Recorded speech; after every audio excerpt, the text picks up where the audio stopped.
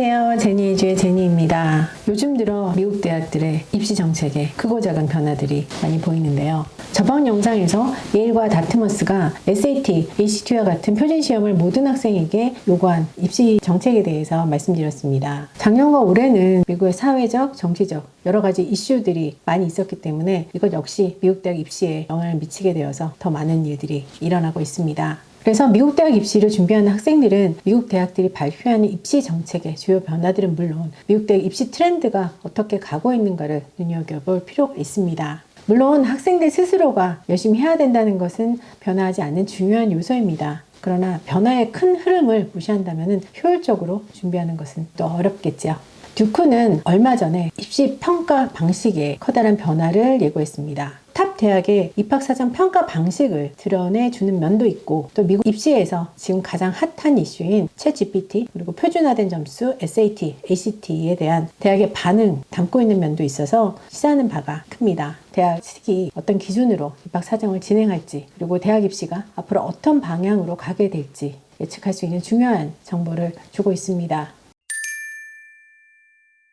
그럼 듀크의 어떤 입시 정책이 변경되었을까요? 듀크의 입학처장의 최신 발표에 따르면 앞으로 듀크는 학부 입학 사정 과정에서 에세이와 ACT, SAT 점수를 점수화해서 평가하지 않겠다라고 발표했습니다. 그럼 바로 두 가지 질문이 생기게 되는데요. 첫 번째 질문은 그럼 지금까지 SAT와 ACT 그리고 에세이를 점수화해서 평가했는데 이제 와서 이렇게 변경하게 된 이유가 무엇일까? 그리고 두 번째 질문은 그러면 점수화해서 평가하지 않는다면 평가를 안 하겠다는 건가? 아니면 다른 방식으로 평가를 하겠다는 건가? 라는 이 질문이 바로 생기실 텐데요. 이 두 가지 궁금증을 해소하기 위해서 챗GPT와 대학 입학 에세이와의 연관성을 좀 더 자세히 알아보겠습니다. 왜냐하면 이것이 바로 듀크가 이렇게 정책을 바꾼 이유와 밀접하게 관련이 있기 때문입니다.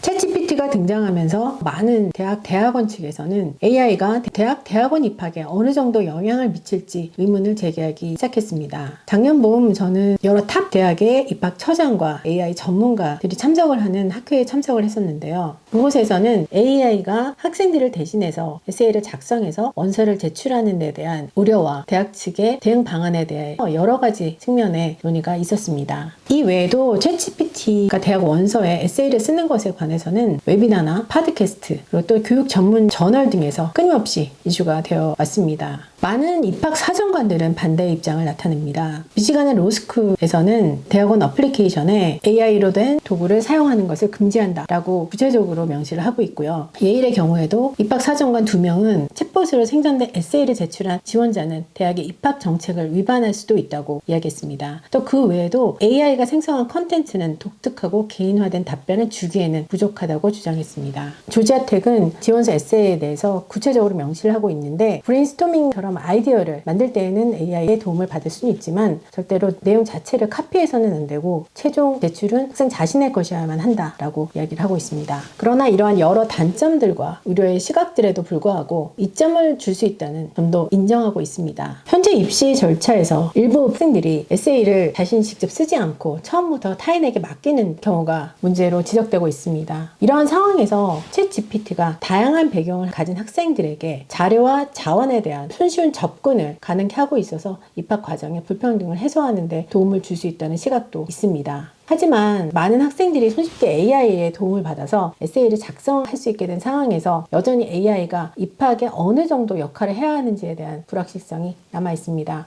대부분의 대학은 학생들이 AI를 윤리적으로 사용할 수 있는지에 대한 명확한 지침을 아직 밝히고 있지 않은 상황입니다.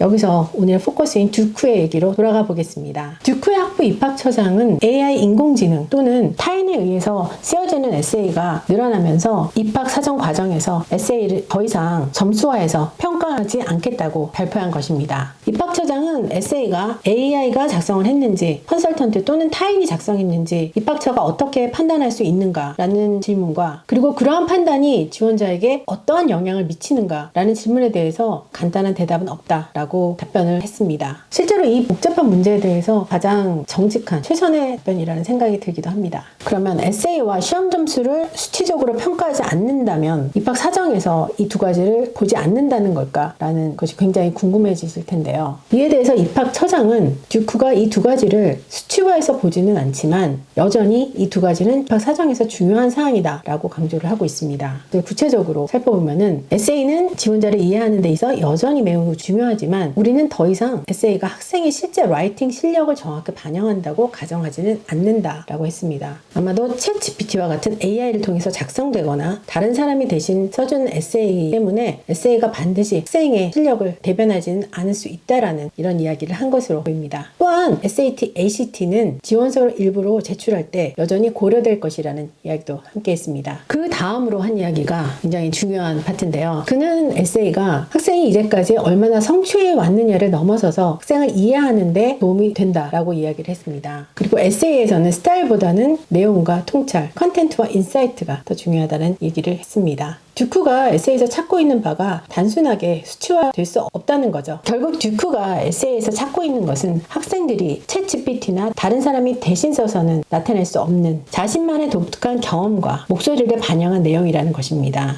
스타일리시하고 테크니컬하게 이렇게 멋진 글을 원한다기보다는 학생 스스로가 쓴 자신의 목소리와 이야기를 진실되게 담은 에세이를 원하고 있다는 것을 듀크의 입학처장은 이야기하고 있습니다. 그래서 듀크는 에세이를 숫자적으로 평가하지 않고 듀크 커뮤니티의 잠재적인 일원으로서 지원자를 전체적으로 고려하려고 한다라는 표현을 썼습니다. 듀크의 전체적인 입학사정 방식도 공개를 했는데요. 과거의 듀크는 6가지 영역에서 1부터 5까지의 숫자로 지원한 학생들의 평가를 매겼습니다. 이 카테고리에는 커리큘럼의 강도, 학업 성취, 추천서, 에세이, 액티비티, 그리고 표준화된 시험 점수, SAT, ACT 점수 이렇게 6가지 카테고리였습니다. 지원자들은 각 카테고리의 수치적 평가를 합산해서 최종 30점의 만점의 점수를 받을 수 있었습니다. 하지만 이제 수치적인 평가로는 카테고리는 4가지로 축소됐습니다. 에세이와 SAT, ACT 점수가 빠진 커리큘럼의 강도, 학업 성취, 액티비티, 추천서 이렇게 4가지가 된 거죠. 듀크의 입학처장은 이제껏 수치적으로 평가해온 방식이 경쟁력이 있는 지원자를 식별하는 데 도움이 되는 방식이었다고 언급을 했습니다. 하지만 듀크가 6개의 카테고리에서 4개로 수치적으로 평가하는 부분을 축소시킨 이러한 변화는 입학 과정에서 학생들의 다양한 면모를 더 폭넓게 고려하겠다는 의도를 분명히 보여주고 있습니다. 이런 듀크의 변화는 지원자들이 단순히 점수나 성적을 넘어서 자신의 개성과 잠재력을 입학 사정관에게 좀 더 폭넓게 보여줄 수 있는 더 많은 기회를 제공할 수 있습니다. 듀크는 각 지원자가 듀크 커뮤니티에 어떤 독특한 가치를 추가할 수 있는지 더 집중할 것이라고 이야기하고 있습니다. 그렇다면 지원자들은 이 변화에 어떻게 대응해야 될까요? 예전에는 점수로 했던 것이 점수가 없어졌기 때문에 개별성과 창의성을 더 중시한다는 것을 확실히 알 수 있게 됐습니다. 지원자의 진정성을 파악하기 위해 더 깊이 있는 분석을 하겠다는 의지인 거죠. 듀크의 이런 접근 방식은 입학사정 과정에 변화를 모색하는 다른 대학들에게 중요한 사례가 될 수 있고 영향을 미칠 수 있습니다. 또 앞으로 대학 입시를 준비하고 있는 학생과 학부모님들에게도 어떻게 대응해야 될지 많은 것을 말해주고 있습니다. 이 변화는 학생들이 자신의 진정한 모습을 드러내고 자신만의 독특한 이야기로 입학사정관의 관심을 끌어야 된다는 이야기가 됩니다. 첫 번째로는 아무것도 없는 데서 에세이를 잘 쓸 수는 없습니다. 자신만의 독특한 이야기를 쓰기 위해서는 자기가 관심과 열정을 가진 일을 열심히 해보고 경험을 쌓는 것이 필요합니다. 시간과 노력을 들여야 되겠죠. 성적과 시험 점수를 넘어서서 자기가 관심 있고 열정을 갖고 있는 일을 열심히 해보면 거기서 이야기거리가 충분히 나옵니다. 두 번째로는 그 이야기를 솔직하고 설득력 있게 쓰다 보면 자기 목소리가 담길 수 있습니다. 미국 대학은 지원자가 어떤 사람인지 어떤 가치를 지니고 있는지 이야기를 원합니다. 그래서 자신이 겪은 경험, 그 속에서 얻은 교훈, 성장 과정, 그리고 대학 커뮤니티에 어떤 기여를 할 수 있는지 진실되게 그것을 적으면 됩니다. 그것이 학생의 보이스가 되고 학생의 스타일이 됩니다. 오늘은 여기까지 미국 대학 입시의 최근 이야기 전해드렸습니다. 오늘도 좋은 하루 보내세요. 감사합니다.